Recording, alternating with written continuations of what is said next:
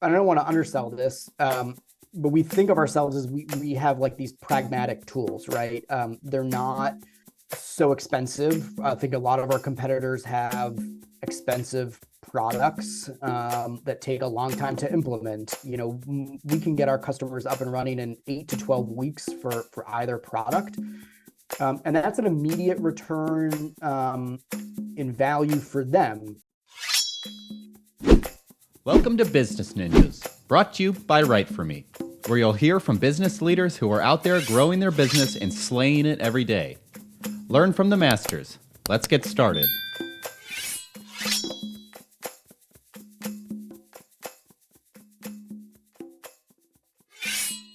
Hi, and welcome to another episode of Business Ninjas. I'm here today with James Furbush, Vice President of Marketing at AccessOne. James, how you doing today? I'm doing great, Andrew. Thanks for having me on the show. My pleasure. Appreciate you spending some time with us on Business Ninjas. Please tell us a little bit about yourself and about AccessOne. Sure. So yeah, as you mentioned, I'm the Vice President of Marketing at AccessOne. For those who probably don't know who we are, AccessOne, we are a healthcare technology company. We're in the patient payment space. And so essentially what that is we help hospitals and health systems, provider organizations, medical groups, things like that, basically make it easy for their patients to pay their bills. So weirdly enough, in healthcare, there are two big challenges that the industry is facing. One are sort of like these old, outdated processes. They still rely heavily on manual labor and mailing paper statements and checks, things like that, right? It's not, unlike e-commerce where it's all Apple Pay and all on your mobile phone. Still sort of old school in that regard. It's getting better, but we have a product that helps with that aspect. It's a text to pay. The doctors or hospitals can send your bill through a text message, and patients can easily just kind of pay with one click from their mobile device. And then the other challenge is that healthcare is expensive in the US. And so if you've ever gone to a hospital for surgery or anything like that, likely, you've walked away with a bill for a couple $1,000s. A lot of patients can't pay that in full right away. And so we have, it's patient, extended flexible repayment plans for patients. So if a patient can't pay their bill in full, they can sort of work with us and we can sort of give them a 12-month, they can break up their bill into manageable monthly payments, easier on them and their family, instead of trying to put it on a credit card or pay it all at once. Understood. And at what level are you servicing? Is this hospital organizations and is this small medical clinics and mom and pop doctors? What verticals are you servicing with this platform? Yeah, mostly large hospitals and health systems, certainly on our patient financing product. It's just the way that sort of the economics work. It's just, it's not honestly feasible for smaller practices to sort of partner with us. On the mobile pay side, so our patient payment, we call it mobile pay. The project is called mobile pay. That goes, we work with really small groups all the way up to large hospitals and health systems. It really, the way that works, it's kind of a great tool for any sort of sized organization to partner with us on that front. Excellent. And what's the origin story of AccessOne? When did they come into business? Yeah, so AccessOne, it's actually like a really great story. They've been in business for probably 20 some odd years now. It was started by a physician in the Charlotte, North Carolina area. He was a primary care physician, I believe. And even 20 years ago when he started, he sort of started as like a side hustle to his medical practice. And essentially to help his patients, pay the $25 copay, if they couldn't afford it. It was sort of to get a little bit of a line of credit to help his patients be able to pay even just small bills at the time. And so he sort of ran this business in conjunction with his medical practice, really to sort of just help his patients. And it sort of grew from there over the 10 or 15 years that he was sort of running the business. And about 7 or 8 years ago, he wanted to retire. And so he did retire, and he sold AccessOne to a private equity group, and that private equity group sort of realized that the market conditions were right to sort of bring what we do to health systems everywhere. And so they've been helping us kind of scale and grow for the last 5, 6, 7, 8 years. And so that's what we try to do. We try to basically honor our founder, Rusty Sultan, who founded the company, Dr. Sultan, really just try to honor his ethos and vision, which was to sort of do no harm and sort of bring that same philosophy of, treating the patient financial experience with the same care, respect, love, and empathy that you would in the exam room. Frankly, I think that's quite important, because stress is a horrible disease, and the last thing you want to do is treat a person, heal them, cure them, whatever the pathway might be, and then create an illness around stress on the other end of the equation because they got a problem paying for the services. And it's become, honestly, Andrew, it's become so bad lately in the industry in the last 4 years, 5 years, whatever it is, with high deductible plans. And so patients, it used to be you would maybe have a copay. You go to the doctor, no matter what you did, you'd have a small manageable copay, and that was kind of it. And honestly, the financial expense in healthcare is so wonky anyways, with insurance and the middleman. You don't actually know how much, honestly, you go in for a knee surgery, and you don't know, is that going to be you honestly don't know what it costs until the bill arrives in the mail, right? It's like a weird, it's really the only industry where you can't like price shop in a lot of ways.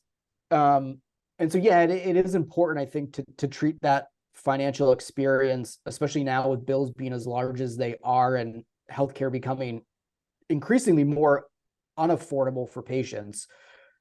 There is a level of stress and right. I mean, you look at the medical billing, medical bills are kind of the number one cause of bankruptcy in the US. I mean, it is a horrible epidemic in some ways. And yeah, we try to play a small role in trying to make it better. Well, unfortunately, the equation is currently pretty simple. We all shop for insurance that we can afford on a monthly basis, but it's a double-edged sword. If you can afford it on a monthly basis, there's probably a pretty high deductible before they start covering anything of substance. So if you actually need your insurance, then you're kind of in trouble. So yeah, understood. Yeah. And what makes AccessOne stand out from its competition? What's your differentiator here? Yeah, I mean, I think to me it is really that do no harm philosophy. I think, every interaction that we have, we sort of put the patient, we try to put our customer's patient at the forefront of everything we do, whether it's the products we release into the market, our features, etc.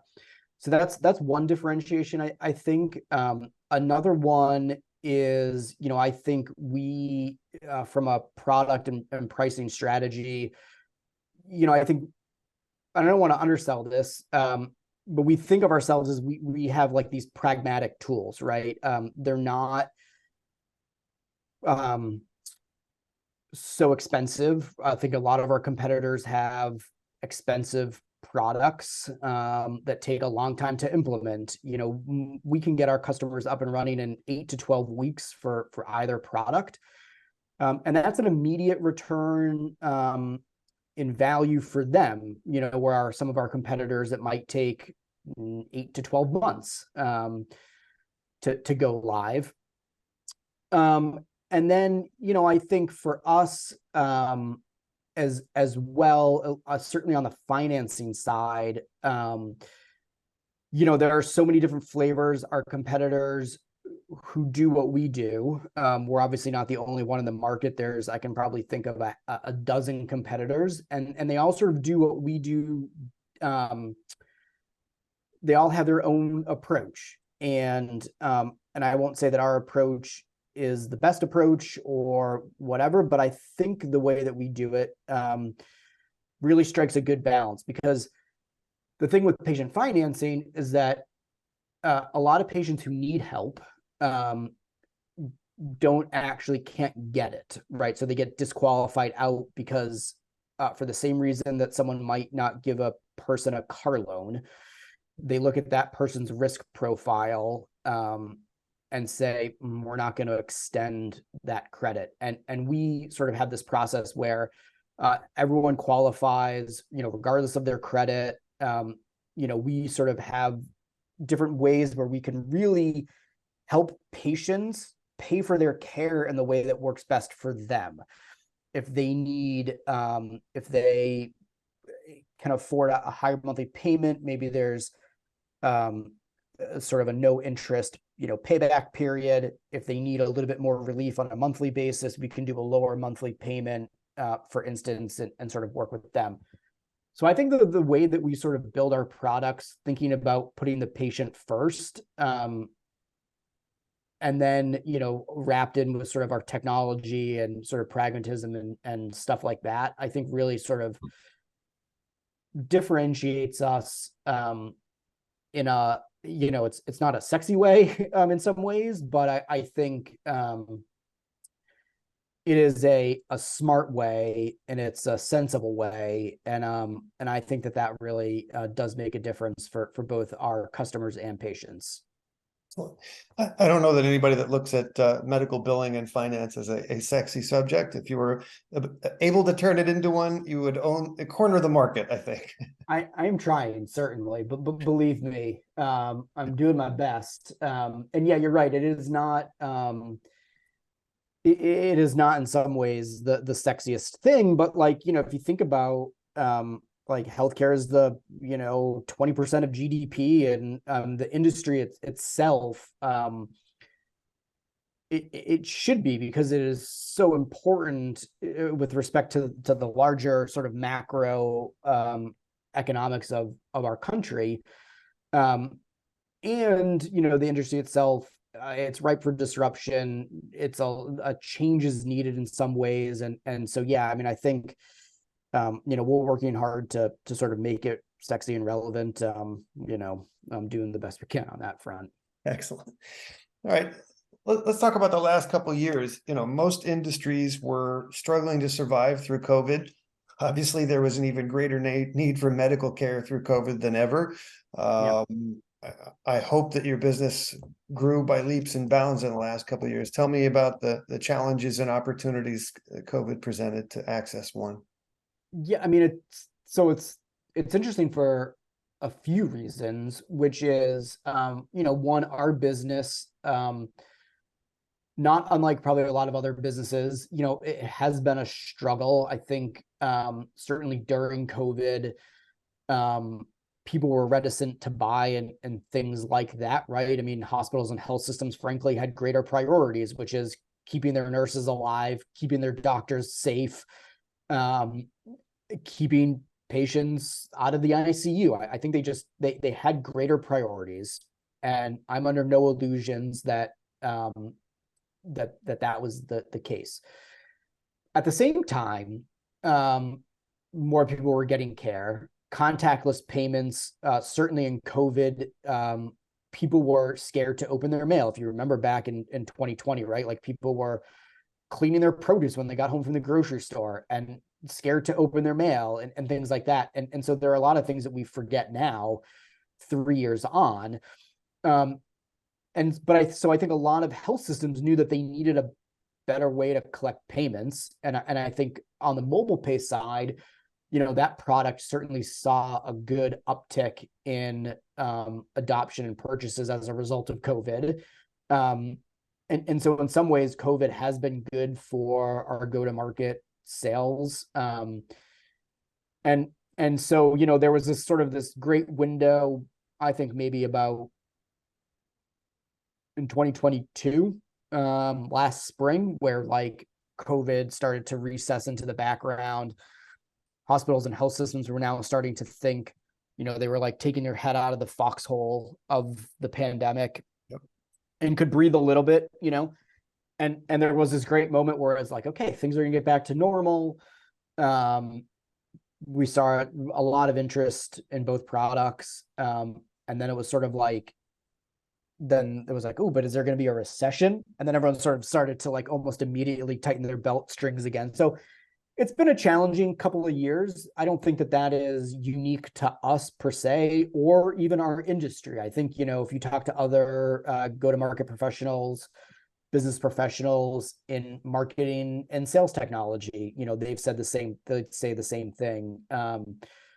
And so we've sort of rid that wave, but I think, you know, we're poised to have a very good year this year. And I think, you know, we're doing a lot of great work to set ourselves up for even bigger success in 2024. Excellent. Excellent. All right, let's put on your marketing hat for a minute. What role has content played in the growth of AccessOne? Yeah, I mean, so, you know, AccessOne is definitely a, you know, just by the nature of our products, we're a primarily sales-led motion. And those sales-led opportunities, you know, they are long deal cycles, 12 months at best, on a good opportunity from, you know, the time it becomes an opportunity to close one business. You know, it can take 12 months of hard work by our sales team to get that across the finish line. And as a result of that, you know, content plays a huge role. I mean, you know, 15 out of 10, you know, 1,000 out of 100. I mean, content really plays an enormous role in that process. And if you think about everything from email nurtures to product demos to podcasts and things like that, like every sort of lever that we have at our advantage to pull, we need to, because it's like, you know, even if you get someone who like wants to see a demo of your product, it could be another 15 months before they're even in contract negotiations. And so it's like sales can't keep them on the radar for that long. You know, we have a lean sales team and they do a phenomenal job, but like marketing, you know, has to step in with content that educates, content that entertains, content that keeps us, you know, at the forefront of their mind for when they're ready to pull the trigger. So it is just a huge aspect of our marketing, is the sort of development of content and the use of that by sales throughout the entire funnel. Well, you guys are an extreme example of something I talk about every day. I think people do more research today than ever to pull the trigger even on tiny purchases, let alone large relationships and business dealings and service contracts. So we have to engage and educate people. 15 months is a long cycle. You need a lot of flypaper on your website to keep someone's attention for 15 months. Yeah, I mean, it is probably the singular thing that honestly gets me excited about getting up in the morning, right? It's I think, especially for us, you know, we're a lean team, and you know, we have external partners who do help us, but you know, a lot of that is on my shoulders in terms of, you know, frankly, like SEO blog posts are great. I think that's definitely one tool in our tool belt.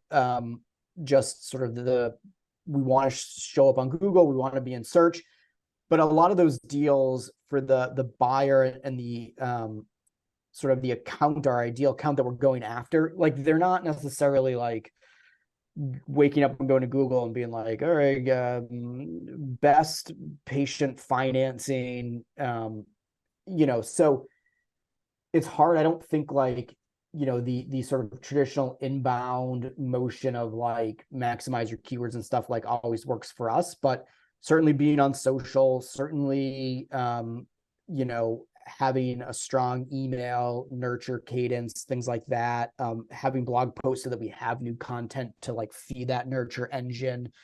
It all plays a role. And and we try to do it as best we can with the resources we have. Excellent. All right, please tell us what's your URL? Where can people find AccessOne, and what social media outlets they're using these days as well? Yeah, so they can find us on accessonepay.com. And our primary social channel, we primarily use LinkedIn as our main channel, just for sort of the distribution of content and things like that, and growing kind of an audience outside of email. But we also have a very robust YouTube channel, and we're sort of making better use out of YouTube, honestly, lately. And also Spotify. So our podcast, Apple, and Spotify, and we have great kind of engagement with that as well. And weirdly enough, I noticed that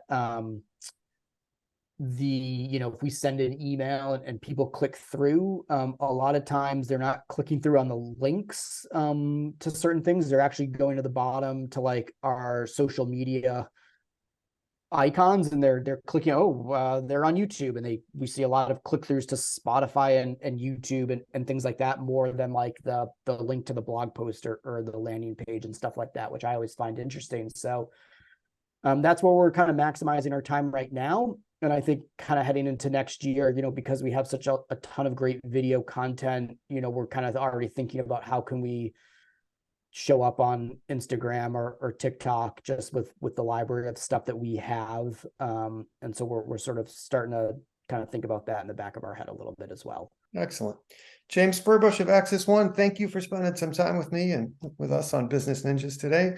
All the best to you and yours, and continued success at AccessOne. Oh my gosh, Andrew, thanks so much for having me. This is a pleasure. I always love talking about the good work we're doing at AccessOne. So appreciate the time and the invite. My distinct pleasure. Be well. All right, take care.